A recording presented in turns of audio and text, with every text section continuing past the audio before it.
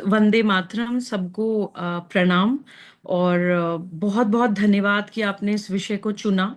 क्योंकि जब मुझसे पूछा गया कि किस विषय पर नेक्स्ट हम अपनी मीटिंग करें, तो मुझे लगा कि इससे अच्छा विषय कोई हो नहीं सकता है। बिकॉज इसके अंदर राष्ट्र के सम्मुख क्या क्या प्रॉब्लम्स हैं, उनके क्या क्या पॉसिबल सॉल्यूशंस हो सकते हैं, आगे आने वाले 10-20 सालों में देश को किन चीज़ों की ज़रूरत पड़ने वाली है, कौन हमारा दोस्त है, कौन हमारे दुश्मन है।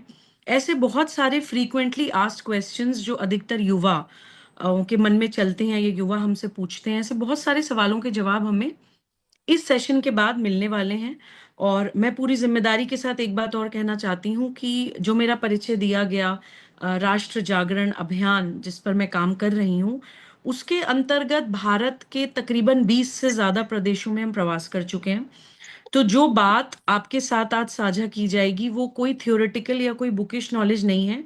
ये ऑलमोस्ट 20 से ज्यादा स्टेट्स को ट्रैवलिंग करके, प्रवास करके हमने और अपने गुरुजी के सानिध्य में जो देखा है, सीखा है, समझा है और अनुभूति की है, वही आप लोगों के सामने रखेंगे। अब से कुछ सालों पहले तक मैं राष्ट्र जागरण अभियान के अंतर्गत सिर्फ थ्रेट्स के बारे में बात कर रही थी। ये जो स्वॉट आपने टर्म बोला कि मैनेजमेंट टर्म है, लेकिन ये बड़ा इंपॉर्टेंट है। जब भी कोई कंपनी डूब रही हो, तो ये मैनेजमेंट स्टूडेंट्स जानते हैं, कोई भी कंपनी अगर डूब रही हो तो सबसे पहले उसका स्वॉट एनालिसिस किया जाता है कि कहाँ पे चूक हुई। जब आप चूक पकड़ेंगे तभी उसको आप रेक्टिफाई करेंगे, जो गलती पहले हुई है वो दोबारा नहीं करेंगे, और तभी आगे आप चीजों को सुधार सकते हैं। तो वही स्थिति आज देश के सामने है। देश बहुत सारी चुनौतियों से जूझ रहा है। तो ये टर्म मेरे गुरुजी की ही दी हुई है, गोविंद जी की, स्वॉट, कि भारत का स्वॉट एनालिसिस करना होगा। और ये मैं आपके सामने कन्फेस करना चाहती हूँ कि एक समय था जब मैं पूरे देश में प्रवास करके सिर्फ थ्रेट्स के बारे में बात कर रही थी कि ये चुनौतियां हैं, ये एंटी नेशनल फोर्सेस हैं, इनसे हमें लड़ना है। और उसी दौरान मेरे साथ दो घटनाएं हुई, वो आपको बताना इसलिए जरूरी है कि किस तरह से राष्ट्र जागरण अभियान और इस खूबसूरत विजन का जन्म हुआ। उसी दौरान मेरे साथ दो घटनाएं हुई कि एक यात्रा में मैं गोविंद जी के साथ, भारत की नदियों की यात्राएं हम लोगों ने करी हैं। तो एक यमुना दर्शन यात्रा थी, if I am not wrong. Yamuna दर्शन यात्रा के दौरान गोविंद जी एक स्पीच में कह रहे थे कि जब तक हम सिर्फ समस्या के बारे में बात करते हैं वो चिंता है, जब तक हम समाधान पे बात नहीं करेंगे वो चिंतन में परिवर्तित नहीं होता है। तो अगर हम सिर्फ थ्रेट्स के बारे में, सिर्फ एंटी नेशनल फोर्सेस के बारे में, या सिर्फ प्रॉब्लम्स के बारे में बात करें और सॉल्यूशन के बारे में बात ना करें, तो वो सिर्फ और सिर्फ देश को भी और अपने आप को भी चिंता देने वाली बात है। अगर हम एक्चुअली अपने देश के लिए कुछ करना चाहते हैं तो हमें उन समस्याओं के समाधान ढूंढने होंगे।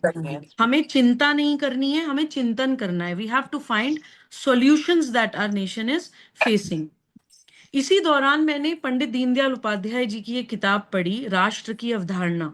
आई डोंट नो आप लोगों में से कितने लोगों ने पढ़ी होगी, बहुत सुंदर किताब है। उसमें उन्होंने एक कॉन्सेप्ट पे बात करी है, नकारात्मक राष्ट्रवाद और सकारात्मक राष्ट्रवाद। वो कहते हैं कि सिर्फ किसी के विरोध पे आधारित राष्ट्रवाद राष्ट्रवाद नहीं होता। जब हमें अंग्रेजों को निकालना था तो हम भाषा, जाति, क्षेत्र, संप्रदाय से ऊपर उठ के हर भारतीय एक होके लड़ा, तो हमने अंग्रेजों को निकाल दिया। लेकिन उनको निकालने के बाद हमारी एक सकारात्मक राष्ट्रवाद का विजन क्या है वो दिमाग में क्लियर नहीं था, कि जब निकाल देंगे तो करेंगे क्या, ये किसी को क्लैरिटी नहीं थी। इसीलिए उनको निकालने के बाद जो वैक्यूम क्रिएट हुआ, उस वैक्यूम को हमने अंग्रेजों की नकल ही करके भरा। आज अंग्रेज हमारे देश में नहीं है, लेकिन अंग्रेजों की ही मिनी कॉपीज बन के हम लोग घूम रहे हैं। जैसे गाय की हम बात करते हैं, तो गाय पे गोविंद जी बड़ा अच्छा एग्जाम्पल देते हैं। वो कहते हैं कि जिस समय अंग्रेज आए भारत में, उस समय एक व्यक्ति पर 8 गायें थी। अंग्रेजों ने गाय काटने का पहला कारखाना कोलकाता में खोला था। जब उन्होंने गौकशी करी, गाय को काटा, गाय को खाया, गाय के प्रोडक्ट्स बनाए, बहुत कुछ किया, उसके बाद जब वो लोग देश छोड़कर गए, तब भी एक व्यक्ति पर एक गाय छोड़कर गए थे। आज 8 व्यक्ति पर एक गाय है। आज कौन काट रहा है? आज कौन कॉरपोरेट माफिया के कहने में आकर उनके प्रोडक्ट्स बना रहा है, बेच रहा है? आज कौन एक्सपोर्ट कर रहा है? तो हमें यह भी समझना पड़ेगा कि हमें ऐसे जागृत लोग चाहिए जो इन विषयों को समझें जो ये जाने कि भारतीय मूल्यों के अनुसार कौन कौन से सब्जेक्ट हमारे नेशनलिज्म के लिए, हमारी भारतीय संस्कृति के लिए इंपॉर्टेंट हैं, और उन विषयों को बचाने के लिए उनकी लड़ाई लड़े। वो किसी भी भाषा, किसी भी जाति, किसी भी क्षेत्र और किसी भी संप्रदाय का व्यक्ति हो सकता है। तो सबसे पहले तो हमें ये जानना होगा कि ये लड़ाई किसी व्यक्ति, किसी संप्रदाय, किसी कम्युनिटी के विरुद्ध नहीं है। ये लड़ाई कुछ वैल्यूज के अगेंस्ट है। ये धर्म और अधर्म की लड़ाई है। और उन वैल्यूज को स्टैब्लिश करने में जो हमारे साथ है वो हमारा दोस्त है, और उन वैल्यूज को खत्म करने में जो हमारे सामने खड़ा है वो हमारा शत्रु है। जैसे भगवत गीता में भी हमें भगवान कृष्ण के सामने जब अर्जुन ने सवाल किया था कि मैं अपनों से कैसे लड़ सकता हूं, तो भगवान कृष्ण ने उनको यही बताया था कि धर्म की स्थापना करने के लिए, to establish what is right, righteousness के लिए अपनों के विरुद्ध भी अगर हमें खड़ा होना पड़े तो हमें होना चाहिए। और बहुत खूबसूरती के साथ एक लाइन कही गई है धर्म के बारे में, अन्याय सहकर बैठ रहना यह महादुष्कर्म है, न्यायार्थ अपने बंधु को भी दंड देना धर्म है। So that is the definition of धर्म इन आवर कंट्री। और अब हमें जिस भी इस तरह के संस्थान सामाजिक तौर पे काम कर रहे हैं, उनको मैं ये बताना चाहती हूँ कि हम लोगों की ज्यादा बड़ी जिम्मेदारी है, हम लोगों की बहुत बड़ी रिस्पॉन्सिबिलिटी है, इवन पॉलिटिक्स से, पॉलिटिशियंस से ज्यादा। क्योंकि राजनीति के हाथ बंधे होते हैं। राजनीति कई बार किसी डर के कारण, किसी दबाव के कारण, कभी लालच के कारण, कभी पॉलिटिकल रीजन के कारण बहुत सारी चीजें कर नहीं पाते हैं। लेकिन सामाजिक तौर पे हम लोग स्वतंत्र होते हैं, सामाजिक तौर पे हम लोगों की आवाज होती है। और ये जिस दो सेशंस हैं, ये वेस्ट ऑफ टाइम नहीं है। इसमें चाहे 10 लोग हों, चाहे 14 हों, चाहे 15 हों, चाहे 30 हों, ये जो लोग हैं, ये वो लोग हैं जो एक्चुअली सुबह 8 बजे उठ के, इंडियन स्टैंडर्ड टाइम के हिसाब से 8 से 9 आप लोग बैठते हैं, अपने जीवन का ये 1 घंटा डेडिकेटेडली आप लोग निकाल रहे हैं। तो आप लोग फियर्स वॉरियर्स हैं, भारत पुत्र और पुत्रियां हैं। इसलिए मैं बहुत विश्वास के साथ आज की ये स्वॉट एनालिसिस आपके सामने करने जा रही हूं। देखिए, सबसे पहले तो हमें अपनी ताकत समझनी होगी कि अगर हमें लगता है कि भारत के ऊपर आक्रमण हुआ है और भारत के ऊपर 21वीं सदी का आक्रमण आज भी हो रहा है, तो हमें सबसे पहले समझना होगा कि क्यों। और भी देश हैं दुनिया में, भारत को ही हमेशा से हजारों सालों से टारगेट क्यों बनाया जाता है? उसके लिए हमें अपनी स्ट्रेंथ समझनी होगी। हमें बताया जाता है हम आर्यवर्त थे, हमें बताया जाता है हम विश्वगुरु थे, हम सोने की चिड़िया थे। क्या हमने कभी अपने आप से सवाल करा कि क्यों हम आर्यव्रत, या सोने की चिड़िया, या विश्वगुरु क्यों थे? हम हीरे जवाहरात सोने चांदी के कारण तो नहीं थे। क्योंकि भारत तो हमेशा से वैराग्य में बिलीव करता है, त्याग में बिलीव करता है, सेवा में, अध्यात्म में बिलीव करता है। तो हम इसलिए तो अपने आप को विश्वगुरु या सोने की चिड़िया नहीं कह सकते कि हमारे पास बहुत सोने चांदी हीरे जवाहरात या मसाले थे जिनको लेने के लिए विदेशी लोग यहाँ पे आना शुरू किए थे। हम लोग विश्वगुरु क्यों थे, ये स्ट्रेंथ हमें जाननी होगी।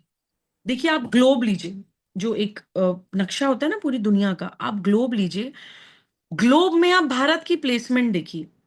पूरी दुनिया में कोई भी देश ऐसा नहीं है जियोलॉजिकली, प्राकृतिक दृष्टि से, जिसकी प्राकृतिक परिस्थितियां मानव जीवन के लिए, व्यापार के लिए, संपन्नता के लिए, या एबंडेंस के लिए इतना इतना अनुकूल हो। इतना अनुकूल है हमारी ज्योग्राफिकल लोकेशन। और ये लोकेशन हमें प्रकृति ने दी है, इसलिए इसको देवभूमि कहा जाता है। कि पूरी दुनिया में इतने देश हैं, लेकिन उस ग्लोब में भारत ही एक ऐसी देवभूमि है जिसको जियोलॉजिकली, ज्योग्राफिकली, क्लाइमेटिकली ऐसी जगह प्लेस किया है भगवान ने, कुदरत ने, ईश्वर ने, अल्लाह ने, कि इंसानी जीवन जीने के लिए सबसे अनुकूल परिस्थितियां हैं। हमारे पास पूरी दुनिया की सिर्फ 2% जमीन है, लेकिन पूरी दुनिया की 16% जैव विविधताएं। 16% of world total biodiversity belongs to Bharat. विश्व की सर्वश्रेष्ठ कामधेनु यानी कि गाय, जिसकी हमने अभी बात करी, भारत के पास है। हम लोग उसकी कदर भूल गए हैं, अब धीरे धीरे थोड़ा जागरण हो रहा है, बट अभी भी प्रैक्टिकली ऑन ग्राउंड वो नहीं हो पा रहा है जो होना चाहिए। हम लोग आज भी गाय के लिए, काउ प्रोटेक्शन के लिए कोई भी सेंट्रल एक्ट, कोई भी केंद्रीय कानून आज तक नहीं बना पाए हैं।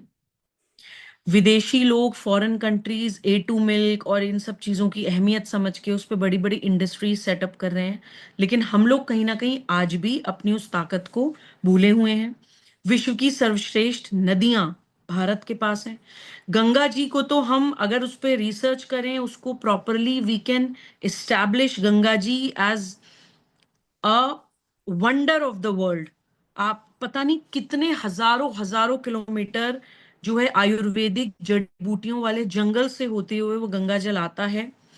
मुझे लगता है शायद मौत के अलावा, अगर आपकी डेथ ही आ गई है, यमराज जी के आने का समय हो गया है, तो कोई कुछ नहीं कर सकता। अदरवाइज मुझे लगता है कि हर बीमारी का इलाज उस गंगा जल में है। लेकिन हम उसको भी कॉरपोरेट माफिया के कहने में आकर कहीं ना कहीं उसके जल के साथ भी बहुत बड़े पाप कर रहे हैं। वो अपने आप में एक दूसरा सब्जेक्ट हो जाएगा। गंगा जी की अविरलता को, गंगा जी की निर्मलता को हम किस तरह से खराब कर रहे हैं, that it self is a different subject all together. और मुझे लगता है कि हमारे हर सेशन में कोई ना कोई सब्जेक्ट ऐसा आ रहा है जिसपे लगता है कि अलग से बात होनी चाहिए। बट खैर, coming back to the topic, मैं आपसे बात कर रही थी स्ट्रेंथ्स की। पूरी दुनिया में कोई देश ऐसा नहीं है जिसकी 60% भूमि उपजाऊ हो। 60% of our land is agricultural land. ये पूरी दुनिया के लिए एक वंडर है। आप मुट्ठी लेके कहीं भी बीज डाल दीजिए, पौधा उगाता है, पेड़ उगाता है। तो ये भारत की ताकत है। और इसलिए हम विश्वगुरु थे, इसलिए हम देवभूमि थे, इसलिए हमारे यहाँ अध्यात्म था, क्योंकि सबके पेट भरे थे। हमारे यहाँ ही आप बताइए, जैसे सनातनी मुसलमान में बोलती हूँ, पूरी दुनिया में मुसलमान हुए हैं, पूरी दुनिया में मुसलमान फैले हैं, लेकिन रहीम, रसखान, दाराशिको, कबीर भारत में ही क्यों हुए? भारत में स्पिरिचुअली अवेकेंड लोग हमेशा हमेशा से इसलिए रहे हैं क्योंकि भारत रोटी कपड़े मकान की लड़ाई में कभी नहीं था। भारत में एक एक अफ्लुएंट संस्कृति थी, सबके पेट भरे थे, सबके पास फल थे, सबके पास सब्जियां थी, सबके पास अनाज था। और जब पेट भरे होते थे तभी इंसान ये सवाल पूछता था, हु एम आई? मैं कौन हूं? ये इंसानी शरीर मुझे क्यों मिला है? मेरे जीवन का क्या उद्देश्य है? तो ये स्पिरिचुअल क्वेश्चंस भी हम तभी पूछ पाते थे क्योंकि हम लोगों के पेट भरे थे। तो हमारी उस स्ट्रेंथ को हम लोग समझें कि हम कहीं ना कहीं अपनी उस प्राकृतिक ताकत को भूल रहे हैं। पूरी दुनिया में कोई देश ऐसा नहीं है जिसके पास 127 इको एग्रो क्लाइमेटिक जोन्स हो। 127 इको एग्रो क्लाइमेटिक जोन्स हैं हमारे पास, भारत के पास। हर जोन की अपनी एक विशेषता है। हर जोन में एक विशेष प्रकार की खेती हो सकती है। वर्ल्ड क्लास प्रोडक्ट्स हम बना सकते हैं, उसको हम एक्सपोर्ट कर सकते हैं। यूक्रेन के बारे में हम सबको पता है, लड़ाई हुई, यूक्रेन बर्बाद हो गया। और आप सोचिए कि पूरी दुनिया में खाने पीने का संकट उत्पन्न हो गया। ऑर्गेनिक एक बहुत बड़ा मार्केट अब बन रहा है, और कॉरपोरेट माफिया सोच रहे हैं कि ऑर्गेनिक मार्केट को कैप्चर करके फिर आगे रूल करेंगे पूरी दुनिया पे। और भारत का किसान अपनी जमीन छोड़ छोड़ के शहरों की तरफ भाग रहा है। विदेशों से कंपनी आके भारत में जमीनें खरीद रही हैं।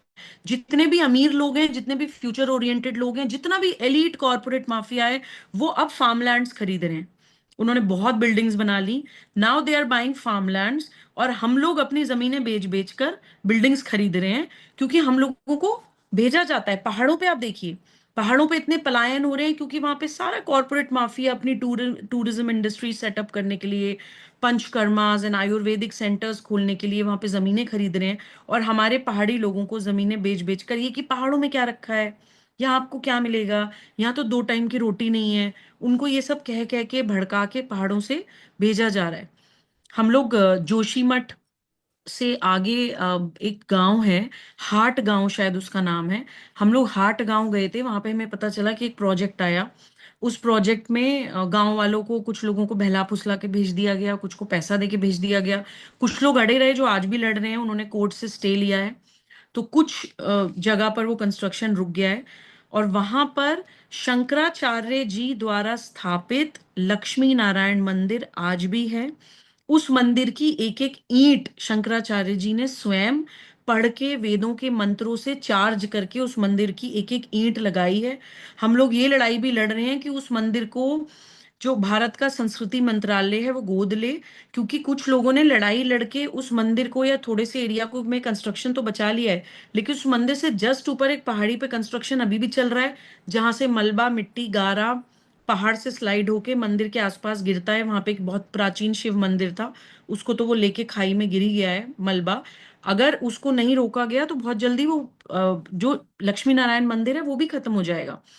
तो हमें ये समझना होगा कि कहीं ना कहीं हम कितनी ताकतों से लड़ रहे हैं और हमें पता नहीं है कि हमें क्या करना है, हमें क्या बचाना है। तो सबसे पहली चीज जो हमें बचानी है वो है भारत की प्रकृति, क्योंकि उसी के कारण हम विश्वगुरु थे, उसी के कारण हम संपन्न थे, उसी के कारण आज भी विदेशी ताकतों की नजरें हमारे ऊपर हैं। मैं आपको एक इंटरनेशनल एग्जांपल देना चाहती हूँ कि nobody was interested in Afghanistan, they were only interested in the lithium reserves it had. तो भारत में अगर आतंकवाद भी पाने की कोशिश की जाती है, भारत के मुसलमानों को भारत के खिलाफ खड़ा कराने के लिए एक अपने आप में एक अलग माफिया, एक एंटी नेशनल फोर्स काम कर रही है, तो उसके पीछे भी कारण कहीं ना कहीं यही है कि भारत की प्रकृति को इन लोगों को कैप्चर करना है। किसी भी जगह को अगर आपको कैप्चर करना हो तो वहां में आपको वहां के लोगों को सबसे पहले हटाना होता है। छोटा सा एग्जाम्पल है, आपके सामने अगर कोई जमीन है, आपको उसको कैप्चर करना है और वहां पे 100 लोग खड़े हैं ह्यूमन चेन बना के, तो आप वहां कदम नहीं रख सकते। बट अगर आपको वो जमीन कैप्चर करनी है, उस जमीन का कुछ उपयोग करना है अपने स्वार्थ के लिए, तो आप सबसे पहले चाहेंगे कि वहां के लोग हटें। यही चीज भारत के साथ करने की कोशिश की जा रही है, भारत में सिविल वॉर कराने की कोशिश की जा रही है, क्योंकि हमारी प्रकृति को कैप्चर करना है। और यही फ्यूचर का एक बहुत बड़ा बिजनेस मॉडल है जिसपे हमारी नजर होनी चाहिए। तो ये तो बात करी हमने अपनी स्ट्रेंथ की। अब हम बात कर लेते हैं स्वॉट एनालिसिस के दूसरे टर्म की, वीकनेस। हमारी कमजोरी क्या है? गोविंद जी बताते हैं कि जब अंग्रेजों ने 1857 की क्रांति को फेस किया, जब उनको पता चला कि अगर ये एक रहे तो इनके ऊपर ज्यादा समय तक काबू नहीं किया जा सकता। 1857 की क्रांति में हर भारतवासी खड़ा हो गया था अंग्रेजों के खिलाफ, and as a result of which हम लोगों ने उनको बाहर भगा दिया था। इमीडिएटली हम सफल नहीं हुए थे, बट उसके आफ्टरमैथ अंग्रेजों को बहुत झेलने पड़े थे और फाइनली उनको जाना पड़ा था, क्योंकि हम लोग एक हो गए थे। उस क्रांति के बाद अंग्रेज इतना डर गए थे कि उन्होंने पूरे भारत का सर्वे किया। पूरे भारत का सर्वे करने के बाद उन्होंने भारत की कमजोरी को भांपा। अब जो मैं आपको आगे बताने वाली हूं वो गोविंद जी ने एक सूत्र बताया है भारत के भूमनोविज्ञान के बारे में। इस पॉइंट को आप प्लीज नोट कर लीजिए, because this is a formula. Govind ji कहते हैं 4 कारक भारत के भूमनोविज्ञान को प्रभावित करते हैं। 4 कारक भारत के भूमनोविज्ञान को प्रभावित करते हैं: भाषा, जाति, क्षेत्र और संप्रदाय। ये 4 कारक अगर एक हैं तो भारत का कोई बाल बांका नहीं कर सकता। और ये 4 कारक आपस में बटे हैं, आपस में लड़ रहे हैं, तो कोई भी ऐरा गैरा नत्थु खैरा आके हमारे ऊपर राज कर सकता है, जो पहले भी हुआ है, आज भी हो रहा है। और आप देखिए, जब भी भारत को बांटने की कोशिश की जाती है, भाषाओं में, जातियों में, क्षेत्र में और संप्रदाय में ही बांटने की कोशिश की जाती है। मैं आपको इसके क्विकली कुछ एग्जांपल्स देती हूँ। मैं बार बार टाइम भी देख रही हूँ कि टाइम हमारा क्रॉस नहीं होना चाहिए। भाषाओं में हमें कैसे बांटते हैं? हम लोग राष्ट्र जागरण अभियान में प्रवास करते हुए पहुंचे हिमाचल प्रदेश, पंजाब, हरियाणा। हमें पता चला कि पंजाब, हरियाणा, हिमाचल प्रदेश पहले एक ही बेल्ट हुआ करता था। सांस्कृतिक दृष्टि से वो एक ही बेल्ट थी, बहुत संपन्न थे। भाषा के आधार पे सबसे पहले पंजाब और हरियाणा को अलग किया गया। पहले तो लोगों में बंटवारा किया गया, ये हरियाणवी हैं, ये हरियाणवी बोलते हैं, ये पंजाबी हैं, ये पंजाबी बोलते हैं। लोगों से ही आंदोलन कराए गए। फिर उस भाषा के आंदोलन के बाद पंजाब और हरियाणा दो अलग अलग स्टेट्स बनी। 1966 में आई थिंक पंजाब अलग स्टेट बनी है, आई एम नॉट रॉन्ग। डेट आप एक बार चेक कर लीजिएगा। आप देखिए, ओपिनियन गलत हो सकती है, फैक्ट्स गलत नहीं होते। आप चैट जीपीटी से पूछ लीजिए, आप गूगल में डाल लीजिए, आप किताबें पढ़ लीजिए। 1966 से पहले पंजाब की स्थिति क्या थी जीडीपी के मामले में, अफ्लुएंट होने के मामले में, कल्चरली, और 1966 के बाद पंजाब की स्थिति क्या है, वो हम आज भी देख रहे हैं कि भाषा के आधार पे उनको अलग अलग कर दिया गया। देखिए, देश को ना टुकड़ों में तोड़ा जाता है। आप इस यहाँ के सीएम बन जाइए, आप वहां के सीएम बन जाइए, जिसको हम भारत माता बोलते हैं ना, उसका मैप टेबल पे रखा जाता है। उसके बाद उसको पेन से तोड़ा जाता है, ये तुम रख लो, ये तुम रख लो। ऐसे ही देश का भी विभाजन होता है एक्सटर्नली भी, और ऐसे ही देश का विभाजन होता है इंटरनली भी। और ये चीजें सिर्फ और सिर्फ अपने राजनीतिक हित साधने के लिए करी जाती हैं। भाषा के आधार पे तोड़ के जब स्टेट्स अलग अलग बनी, तो आज तीनों स्टेट स्ट्रगल कर रही हैं। पंजाब भी स्ट्रगल कर रहा है, हरियाणा भी स्ट्रगल कर रहा है, और हिमाचल प्रदेश तो स्ट्रगल कर ही रहा है। क्योंकि जब पहाड़ों को आपने बिल्कुल अलग कर दिया, तो पहाड़ों को अपना रेवेन्यू जनरेट करने के लिए या तो अपनी प्रकृति को बेचना पड़ता है, या फिर टूरिज्म ही उनके पास एकमात्र रास्ता रह जाता है। और उसके लिए फिर अब हिमाचल प्रदेश में तो आप आई थिंक 20 साल हमें दे दिए गए हैं। जानकारों का कहना है 20 साल है हमारे पास, हिमाचल प्रदेश हो सकता है on the face of earth गायब ही हो जाए। ढूंढिएगा आप भारत के नक्शे में कि हिमाचल प्रदेश कहाँ था। इतनी स्पीड से वहां पे पहाड़ गिर रहे हैं, मर रहे हैं, लैंडस्लाइड्स हो रही हैं, एवलांच, और यू नेम अ थिंग, जो जितनी भी प्राकृतिक आपदाएं हो सकती हैं वो पूरी हिमालयन रेंज में हो रही हैं। इसलिए राष्ट्र जागरण अभियान में हमारा एक महत्वपूर्ण मुद्दा हिमालय भी है, because it is a national emergency जिसकी तरफ किसी का ध्यान नहीं जा रहा है। हिमालयन बेल्ट, हिमालयन नीति पर पहले भी काम हुआ है, वो पार्लियामेंट के आर्काइव्स में आज भी दबी हुई है। आप कश्मीर से, वो जो मैप में आप ऊपर से देखिए, हिमालयन रेंज कश्मीर से लेके आप नीचे आइए हिमाचल प्रदेश, फिर आप आइए उत्तराखंड, उसके बाद आप नॉर्थ ईस्ट तक चले जाइए, ये पूरी हिमालयन रेंज एक विशेष प्रकार की भूमि है।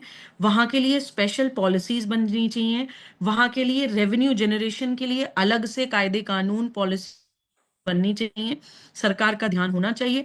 क्योंकि हिमालय ने हम लोगों को एक्चुअली, कहते हैं ना कि सही मायने में it has started giving us back. और एक समय आएगा कि जब हमारे पास यू टर्न लेने के लिए टाइम नहीं होगा। वैसे जानकार तो 2030 डेडलाइन दे चुके हैं, पता नहीं इतने कम समय में हम क्या ही कर पाएंगे, बट 2030 इज द डेडलाइन, कि अगर 2030 तक हमने कुछ डेफिनेट, कुछ बड़ा कदम नहीं उठाया तो 2030 के बाद हमारे पास कदम उठाने के लिए या कुछ करने के लिए बचेगा नहीं। और मेरे गुरुजी का ये भी कहना है कि हिमालय 60 करोड़ लोगों का, भारत के 60 करोड़ लोगों की direct food and water security को प्रभावित करता है। इनडायरेक्ट वे में तो आप सोचिए कि पूरे देश को ही वो अफेक्ट करेगा, लेकिन 60 करोड़ लोगों को तो वो डायरेक्टली अफेक्ट करेगा। और वो स्थिति हम कैसे देखेंगे पता नहीं, शायद हम लोगों को उस समय याद आए कि हम क्या कर रहे थे, हमने इतना टाइम वेस्ट कर दिया। But I hope and I pray कि हम लोग जल्दी इन विषयों पर सोचना शुरू करें। तो मैं आपको बता रही थी कि हमारी वीकनेसेस, जो अंग्रेजों में, दोबारा से उस विषय में भटक गई, बिकॉज दिमाग में हर समय ये चलता है कि इस पे जिस तरह से चीजें होनी चाहिए वो हो नहीं रही हैं। कई बार होपलेसनेस लगती है, कई बार उम्मीद लगती है, कई बार लगता है कि भगवान भरोसे ही हैं चीजें, लेट्स सी। लेकिन गाय, गंगा, गांव, वो जो 127 इको एग्रो क्लाइमेटिक जोन्स हैं, हिमालय, हमारी खेती, देसी बीज आपको ढूंढने से नहीं मिलेंगे। आप मार्केट में खरीदने जाइए, आप देख लीजिए, आप लेके निकले 500 रुपए जेब में कि कुछ बीज लेके आऊंगा, आपको नहीं मिलेंगे। आपको हर जगह विदेशी कंपनियों के हाइब्रिड बीज मिलेंगे। और पूरे देश में बहुत सारे ऐसे लोग हैं जिनसे हम संपर्क में हैं, जो हमारी इंडिजिनस देसी बीजों को बचा रहे हैं, सीड बैंक्स बना रहे हैं, उनको सेव कर रहे हैं, ताकि फ्यूचर में हम अपनी खेती को, अपने उन बीजों को, अपनी उन इंडिजिनस प्रैक्टिसेस को बचा सकें।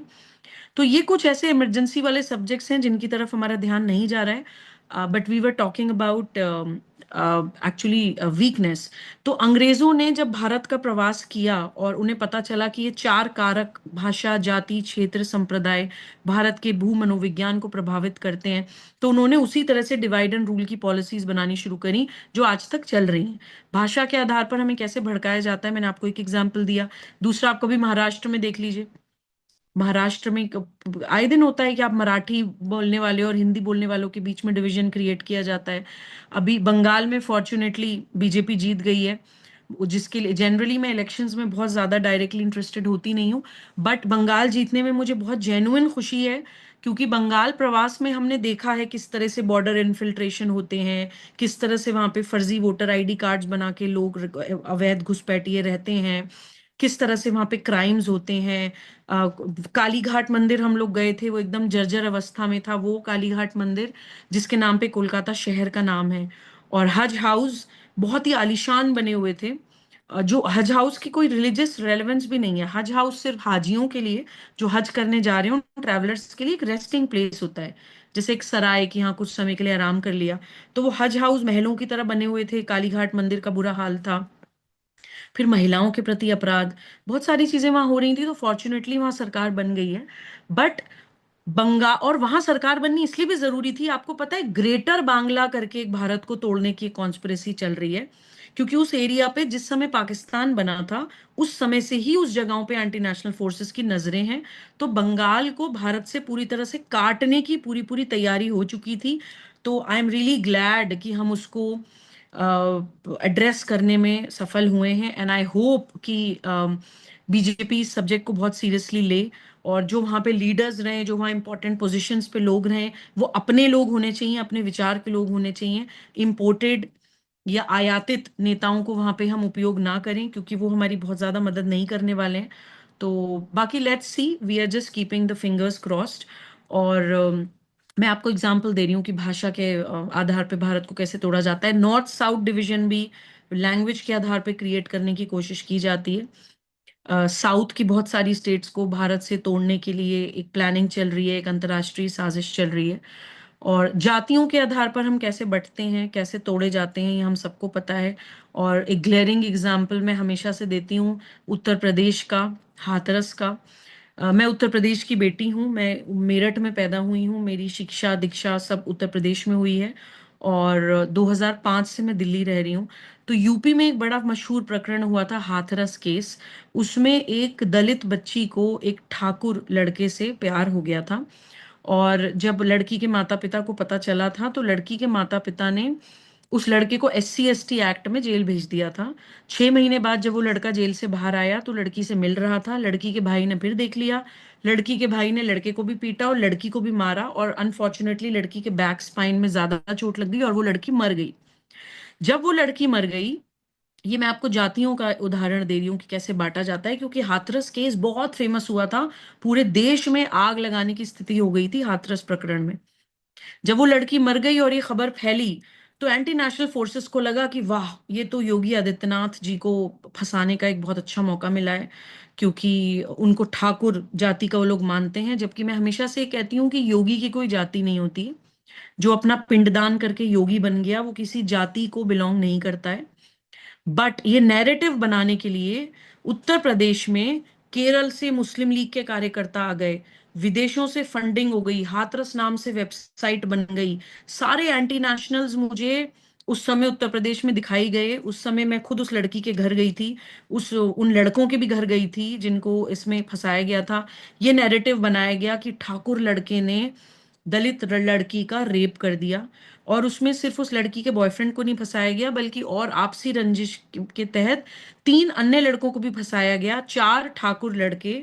जो कहने को तो ऐसा नैरेटिव बन रहा था टीवी पे कि बड़े मूंछ वाले ठाकुर हैं, लेकिन वो बहुत गरीब घर के लड़के थे। उनमें से एक लड़का विकलांग था, उनके घर में खाने को रोटी नहीं थी। उन पे फेक रेप के चार्जेस लगे, सिर्फ इसलिए कि हम यूपी की राजनीति को हिला सकते हैं। और यूपी की राजनीति देश की राजनीति को कहीं ना कहीं अफेक्ट करती है। और एंटी नेशनल फोर्सेस को ये हमेशा खटकता है कि इतनी बड़ी प्रदेश का मुखिया एक भगवा धारण करने वाला व्यक्ति कैसे बन गया। इस कारण भी यूपी को जातियों में बांटने की कोशिश की जाती है। और क्योंकि पूरे देश में उत्तर प्रदेश ही ऐसा प्रदेश है जिसमें सबसे ज्यादा जातीय विविधताएं पाई जाती हैं, इसलिए उसको जातियों में तोड़ने की कोशिश की जाती है। तो हाथरस प्रकरण में I was the only one जो टीवी चैनल्स पे चिल्ला चिल्ला के बार बार कह रही थी कि ये रेप नहीं है। मुझे बहुत सूडो फेमिनिस्ट्स ने बहुत ये करने की कोशिश करी, आप महिला होकर महिला विरोधी बात कर रही हैं। मैंने कहा देखिए, मैं महिला पुरुष होकर बात नहीं करती हूँ, मेरा धर्म सिर्फ सच बोलना है, वहां पर रेप नहीं हुआ है।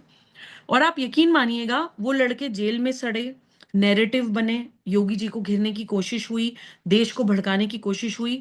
और 4 चरणों की फोरेंसिक जांच के बाद ये स्थापित हुआ कि हाथरस में रेप नहीं हुआ था। इस तरह की भद्दी गंदी राजनीति जाति के नाम पर, खासतौर से हाथरस प्रकरण में, मैंने पर्सनली उत्तर प्रदेश में देखी है। और वैसे भी आप देश में देखिए, अभी यूपी इलेक्शन आ रहे हैं, तो कुछ ना कुछ इस तरह के नैरेटिव्स बनने स्टार्ट हो जाएंगे जो आपको जाति बेस्ड ही दिखाई देंगे। क्योंकि यूपी की साइकोलॉजी जाति से प्रभावित होती है, तो किस तरह से वोट बैंक्स को इफेक्ट किया जाए, सारे ऐसे सब्जेक्ट उठाए जाएंगे जो कहीं ना कहीं कास्ट सेंटिमेंट को इंसान के उकसाते हो। तो भाषा जाति का मैंने आपको उदाहरण दिया, क्षेत्र में हमें कैसे बांटा जाता है ये एग्जाम्पल देना बहुत जरूरी है। क्योंकि ये पाप कई बार हम लोगों से भी हो जाता है। हम लोग कई बार मजाक में कह देते हैं 12 बज गए जी, सरदार आ गए। और ये पाप अधिकतर बहुत लोगों से हो जाता है। आपको पता है कि पंजाब नेशनल सिक्योरिटी के लिए कितनी इंपॉर्टेंट स्टेट है। उसको स्टील आर्म ऑफ इंडिया कहा जाता था। जितने भी आक्रमण भारत पे होते थे, पंजाब की साइड से होते थे, और फियर्स रेजिस्टेंस मिलता था। हमारे जो सिख पुत्र और पुत्रियों ने अपनी जान, छोटे छोटे गुरु पुत्रों ने अपनी जान आक्रांताओं के सामने गंवा दी। फियर्स वॉरियर्स हैं वो देश के लिए। वो लोग मरने से नहीं डरते हैं, इमोशनली जुड़े होते हैं देश से तो देश के लिए लड़ते हैं। और सिख कोई रिलीजन नहीं था। जब देश के ऊपर आपदा आई थी तो ये तय हुआ था कि हर घर का बड़ा बेटा सिख बनेगा। जब हम लोग पंजाब प्रवास पे थे तो वहां पर राष्ट्र जागरण अभियान की संवाद सभाओं पर मैंने सिख भाइयों से यही कहा कि आज जब मेरे देश के ऊपर दिक्कत है, समस्या है, परेशानी है, तो मैं अपने बड़े भाई की तरफ ना देखूं तो किसकी तरफ देखूं। And this statement was the only statement जिसके कारण उन्होंने मुझे एकदम ओपन आर्म से रिस्पेक्ट किया, एक्सेप्ट किया। इवन खालिस्तान की आइडियोलॉजी, किस तरह से खालिस्तान के नाम पे भारत के खिलाफ एक आर्मी खड़ी की जा रही है, उस पर पंजाब में हम संवाद सभाएं करके आए हैं विदाउट एनी सिक्योरिटी। तो it's not about what you से बट हाउ यू से इट। आप किसी को हर्ट किए बिना, उसके रिलीजियस सेंटिमेंट्स को हर्ट किए बिना अगर आप उससे जायज बात करेंगे, देश हित की बात करेंगे, तो वो आपकी बात सुनता है। तो भाषा जातियों में कैसे बांटते हैं, क्षेत्र में मैंने आपको एग्जांपल दिया। हम पंजाब पे जोक बना देते हैं, नॉर्थ ईस्ट के लोगों को हम चिंकी बोल देते हैं। वो नॉर्थ ईस्ट जो नेशनल सिक्योरिटी के लिए बहुत इंपॉर्टेंट जगह है, वो नॉर्थ ईस्ट जहाँ पे चाइना की चिकन नेक स्ट्रैटेजी है कि भारत में कभी घुसेंगे तो इस चिकन नेक से घुसेंगे, जिन चिंक नॉर्थ ईस्ट को हम पूरे जीवन चिंकी बोलते आए हैं, आप सोचिए कि कभी जब भारत पे आक्रमण होगा तो वो भारत को क्यों प्रोटेक्ट करेंगे। हम तो उनको कभी भारतवासी समझते ही नहीं। हम बोलते हैं तो लगते हैं, भूटानी लगते हैं, जापानीज लगते हैं, चिंकी लगते हैं। तो ये पाप हम अपने ही लोगों के प्रति करते हैं। आप पूरी बेल्ट देखिए। हम लोग बिहार गए थे, वहां पे एक जगह है Katihar, it is gateway of north east. और वहां पे गंगा जी तक 11 किलोमीटर की एक बेल्ट है जहां पे घुसपैठिए बसाए गए हैं। और पूरी वीडियो में बनाकर लाई थी कि सिविल वॉर कराएंगे, लोग आपस में लड़ेंगे, ये घुसपैठिए भी आक्रमण करेंगे। एंट्री और एग्जिट पे हमने इनको बसाई दिया है, भारतवासियों को भागने की जगह मिली ही नहीं। नॉर्थ ईस्टर्न इसके लिए खड़े नहीं होंगे, चिकन नेक से चाइनीज घुस जाएंगे। इस तरह से पूरी स्ट्रैटेजी बनती है। अब बंगाल हम जीते हैं, बिहार में ही किशनगंज नाम की एक जगह है जहां से किशनगंज से बंगाल होते हुए बांग्लादेश तक गौ तस्करी की जाती है। ऐसे पूरे रूट मैप्स हैं और हम लोगों को पता ही नहीं है।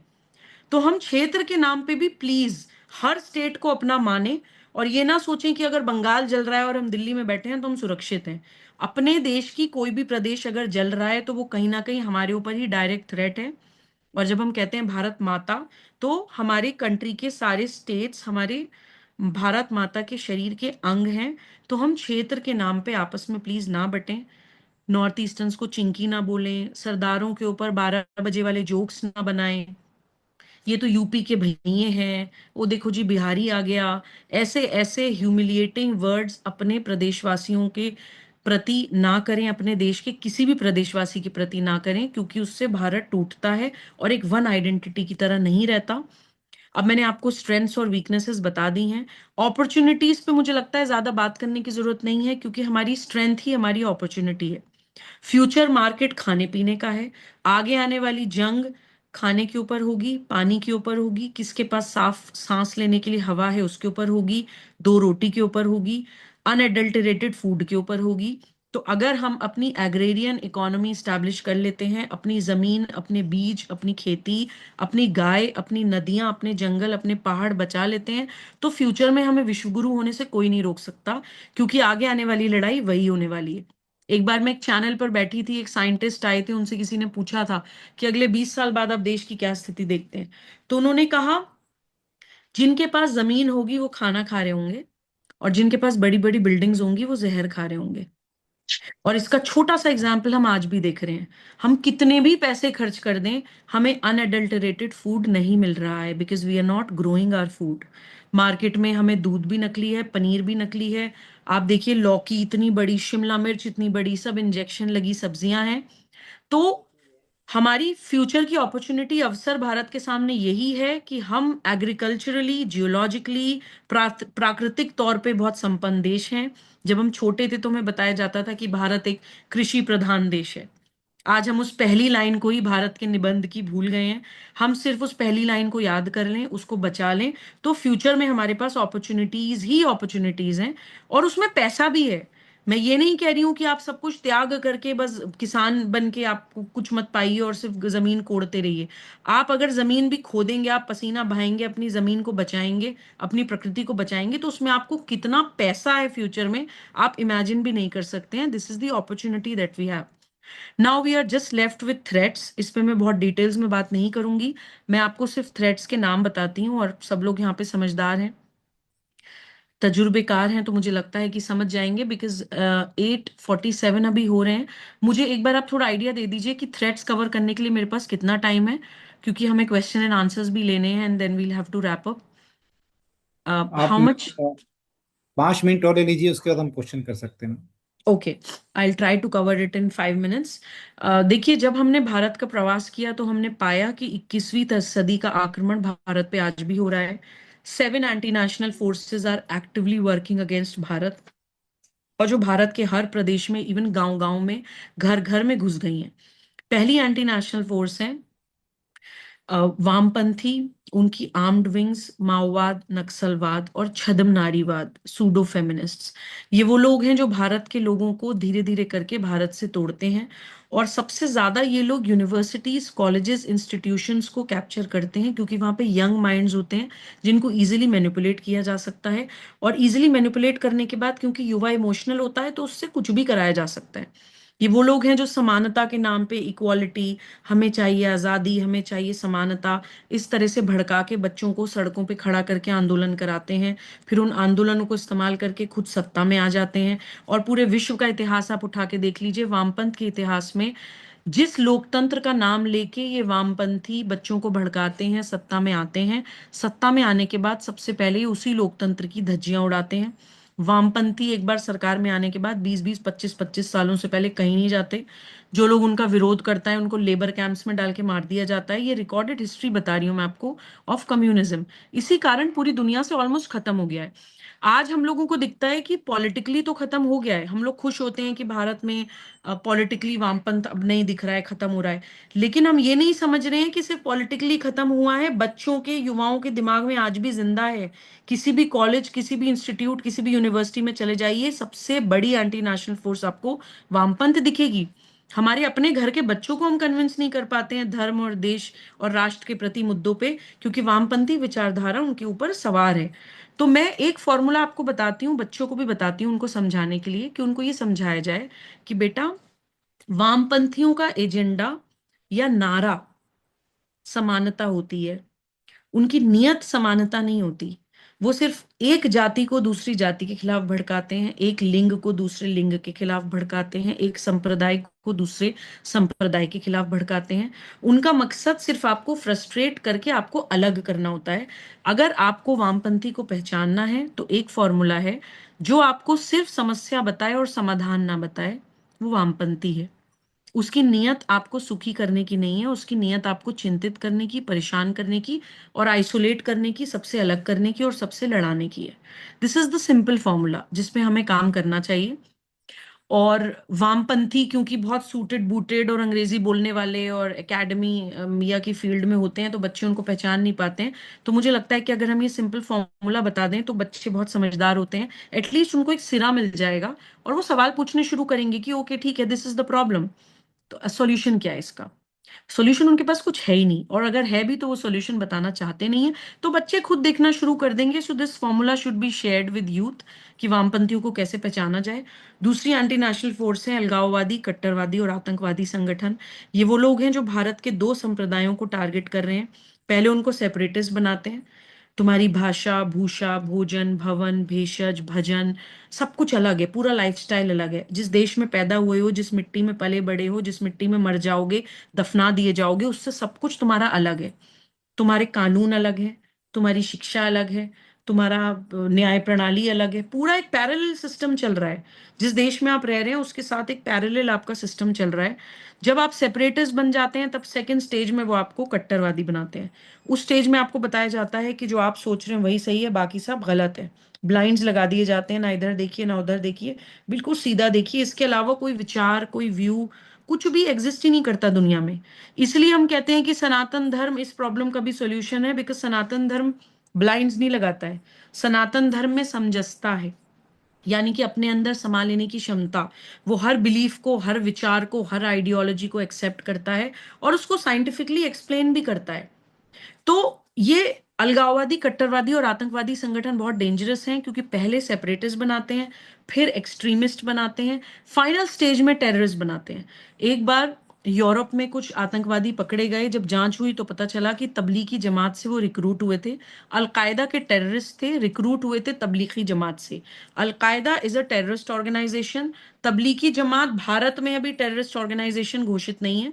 सऊदी अरब में it has been banned by the way, but Bharat में हम आज भी तबलीगी जमात को अभी तक बैन नहीं कर पाए हैं। तबलीगी जमात एक कट्टरवादी संस्था है। तो एक आतंकवादी संगठन के लिए एक कट्टरवादी संगठन एक फ्रूटफुल ग्राउंड है रिक्रूटमेंट करने के लिए। तो मैं हमेशा ये कहती हूँ कि अगर हमें आतंकवाद का समाधान करना है तो डायरेक्ट आतंकवाद को खत्म करने से नहीं होगा। अगर हमें आतंकवाद का समाधान करना है तो वी हैव टू एंश्योर कि नए आतंकवादी भी पैदा ना हो। और नए आतंकवादी पैदा तब नहीं होंगे जब हम एक्सट्रीमिज्म खत्म करेंगे, यानी कि विचार खोलेंगे। जब हम लोगों को सनातन धर्म से, स्पिरिचुअलिटी से, अध्यात्म से जोड़ेंगे कि भाई एक ही किताब नहीं है, आपकी किताब भी ठीक है तो और किताबें भी हैं, उनको भी खोल के जरा पढ़ लीजिए। पूरी दुनिया का ज्ञान सिर्फ एक किताब में सीमित नहीं हो सकता। हमें सिर्फ ये फ्लेक्सिबिलिटी देनी है विदाउट क्रिटिसाइजिंग समवन्स रिलीजन और समवन्स बिलीफ। आपने अगर किसी को फ्लेक्सिबिलिटी दे दी, अगर उसका दिमाग ही खुल गया और वो दूसरे विचारों में भी सही गलत ढूंढने लगा, तो फिर वो कट्टरवादी हो ही नहीं सकता। और जो कट्टरवादी नहीं हो सकता वो आतंकवादी कभी नहीं बन सकता। It is not humanly possible, क्योंकि इनहेरेंटली हम लोग सब स्पिरिचुअल होते हैं। जब हम धर्म की, अध्यात्म की बात करते हैं, सबके अंदर परमात्मा विराजमान होता है, सबके अंदर एक मॉरल कंपास होता है, सही गलत में फर्क करने की क्षमता होती है, अच्छा काम करने से हम सुख फील करते हैं, ये सबके अंदर होता है, इनहेरेंट है, इसमें हमें कुछ करना नहीं है। हमें सिर्फ एक्सट्रीमिज्म और टेररिज्म को खत्म करने के लिए सेपरेटिज्म को खत्म करना होगा। कि अगर मैं भारत में पैदा हुई हूँ, मैं भारतीय मुसलमान हूं, तो मैं तिलक लगाऊंगी, because it is part of my culture. मैं भारत के देवी देवताओं को अपना मानूंगी, मैं भारत के सभी ग्रंथों को पढ़ूंगी। सिर्फ इतनी कट्टरपंथी खत्म करनी है और फ्लेक्सिबिलिटी बढ़ानी है, दिमाग खोलना है। मुसलमान बच्चों को हम म्यूजिक से भी जोड़ रहे हैं। हम लोग राष्ट्र जागरण अभियान के अंतर्गत एक कैंपेन चला रहे हैं गजवाए हिंद को काउंटर करने के लिए। उस कैंपेन का नाम हमने रखा है जज्बाए हिंद। उस कैंपेन के अंतर्गत हम मुस्लिम से जाके संवाद करते हैं, खासतौर से बच्चों पे फोकस कर रहे हैं। हम मुस्लिम बच्चों को म्यूजिक से जोड़ रहे हैं, क्योंकि म्यूजिक से उनको तोड़ा जाता है। म्यूजिक सुनना हराम है, ड्राइंग करना हराम है, नाचना हराम है, क्योंकि उनको फ्रस्ट्रेटेड बनाना है, उनको आइसोलेट करना है, उनको गुस्सा दिलाना है, फिर उनको फुट सोल्जर्स बना के लड़वाना है। तो कहीं ना कहीं सिंपल सॉल्यूशंस हम ढूंढ रहे हैं कि बच्चों को म्यूजिक से जोड़ रहे हैं तो वो उनके अंदर फ्लेक्सिबिलिटी आएगी, एक इंक्लूसिविटी आएगी, एक खुशी आएगी, हैप्पीनेस आएगी, आनंद की स्टेट में वो रहेंगे। तो कहीं ना कहीं वो उन एंटी नेशनल फोर्सेस से बचे रहेंगे। और ये अलगाववादी, कट्टरवादी और आतंकवादी संगठन दो रिलीजन्स को टारगेट कर रहे हैं भारत में, एक इस्लामिक रिलीजन को और एक खालसा पंथ को। हमें ये क्लैरिटी होनी चाहिए कि हम इस्लामिक स्टेट के खिलाफ हैं बट इस्लाम के नहीं। हम खालिस्तान के खिलाफ हैं लेकिन खालसा पंथ के नहीं। हम किसी रिलीजन के खिलाफ नहीं है, क्योंकि as defined by my guru Govind ji, Hindu is a commonwealth of all modes of worship. Kashmir से कन्याकुमारी तक हजारों देवी देवता है हमारे देश में, दो चार और हो जाएंगे कोई फर्क नहीं पड़ता। ये लड़ाई देवी देवताओं की या रिलीजन की नहीं है, ये लड़ाई कुछ मूल्यों को बचाने की है, जो मैंने पहले भी कहा था और अभी फिर रिपीट कर रही हूं कि किसी के रिलीजन को क्रिटिसाइज किए बिना हम अगर उनकी वैल्यूज को ठीक करें तो ही हम कहीं ना कहीं इस प्रॉब्लम का सॉल्यूशन ढूंढ पाएंगे। दो एंटी नेशनल फोर्स मैंने आपको बता दी, बाकी के सिर्फ नाम बताने, एक्सप्लेन करने की जरूरत नहीं है। थर्ड एंटी नेशनल फोर्स है इंटरनेशनल पावर्स, जो भारत की ताकत जानती हैं, जो भारत की प्रकृति को कैप्चर करना चाहती हैं, इसलिए हमें आपस में लड़ाते हैं। इसलिए हाथरस जैसे प्रकरण में विदेशों से पैसा आ जाता है, फंडिंग हो जाती है, वेबसाइट्स बन जाती हैं। फिर एक एंटी नेशनल फोर्स है इंटेलेक्चुअल माफिया, इंटेलेक्चुअल टेररिस्ट मैं उनको कहती हूँ। ये वो लोग हैं जिस तरह की हम किताबें पढ़ते हैं, जिस तरह के हम संगीत सुनते हैं, जिस तरह के हम मूवीज देखते हैं, जिस तरह के हम आइडियल्स अपने प्रेरणा पुरुष और अपने प्रेरणा आइडियल फिगर्स, चाहे वो मेल हो चाहे फीमेल हो, बनाते हैं, उस तरह की हमारी साइकी बनती है। तो इंटेलेक्चुअल टेररिस्ट से भी हम सावधान रहें। फिर एक एंटी नेशनल फोर्स है विधर्मी राजनीतिक दल। ये हमारे अपने लोग हैं लेकिन राजनीति में रहने के लिए, सत्ता में रहने के लिए किसी भी एंटी नेशनल फोर्स के साथ हाथ मिला लेते हैं। एक एंटी नेशनल फोर्स है कन्वर्जन माफिया, ये फॉरेन फंडेड मिशनरी ऑर्गेनाइजेशंस हैं जो भारत में आदिवासी बेल्ट में, गरीब बेल्ट में एक हाथ से दो रोटी खिलाते हैं, दूसरे हाथ से गले में क्रॉस डाल देते हैं। अब इस पे हमें ये भी सोचना होगा कि भारत जैसा देश, जिसकी 60% भूमि उपजाऊ है, जिसको भारत माता इसलिए कहा जाता है क्योंकि वो पूरी दुनिया का पेट भर सकता है, उस देश में कोई भूखा क्यों है? कहीं ना कहीं हम अपनी प्रकृति, अपनी खेती के साथ कोई पाप कर रहे हैं कि हमारे अपने देश में कोई भूखा है। तो दूसरा, अगर हमारे जख्मों पे मक्खियों की तरह भिनभिना रहा है, हमारे गरीब भूखे आदिवासी बेल्ट के या गरीब बेल्ट के भाई बहनों को कन्वर्ट कर रहा है, तो हमने वो जख्म छोड़ा ही क्यों है अपने किसी के शरीर पे? तो अगर हम अपनी प्रकृति को बचाने की लड़ाई लड़ेंगे तो आप देखिए कि सारी चीजें आपस में इंटरलिंक्ड हैं। हम इन प्रॉब्लम्स को भी एड्रेस कर पाएंगे। जिसका पेट भरा होगा वो दो रोटी के लिए गले में क्रॉस क्यों पहनेगा?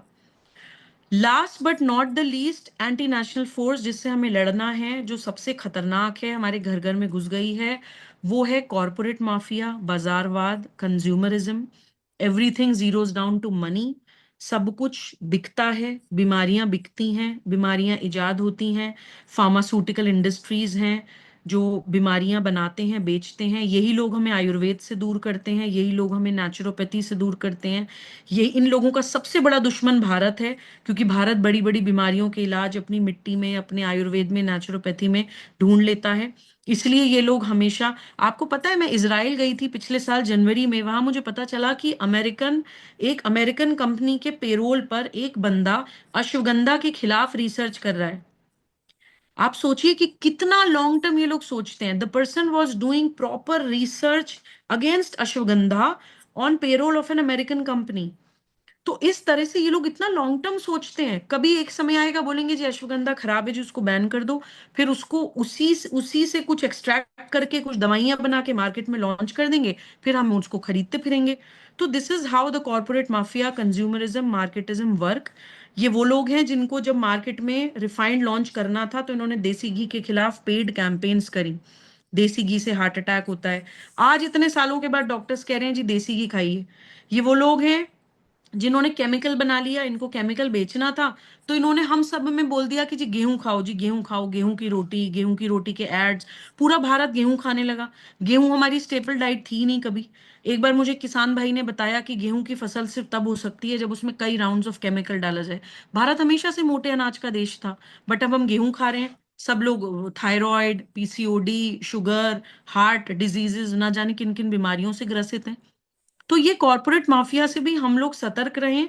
तो ये 7 एंटी नेशनल फोर्सेस हैं जिनसे हमें लड़ना है। कोई एक ताकत नहीं है। तो हम अपनी स्ट्रेंथ्स, वीकनेसेस, अपॉर्चुनिटीज और थ्रेट्स को पहचानें। जब हम इन टोटलिटी पूरे देश को तस्वीर की तरह देखेंगे, प्रॉब्लम्स एंड सॉल्यूशंस, तभी समझ आएंगे और तभी हम भारतीय बन के लड़ सकते हैं। चाहे दुश्मन से लड़ना हो, चाहे दोस्त से लड़ना हो, हम अपने देश के साथ तभी खड़े हो पाएंगे। मेरी बात यहाँ पे पूरी होती है। जी।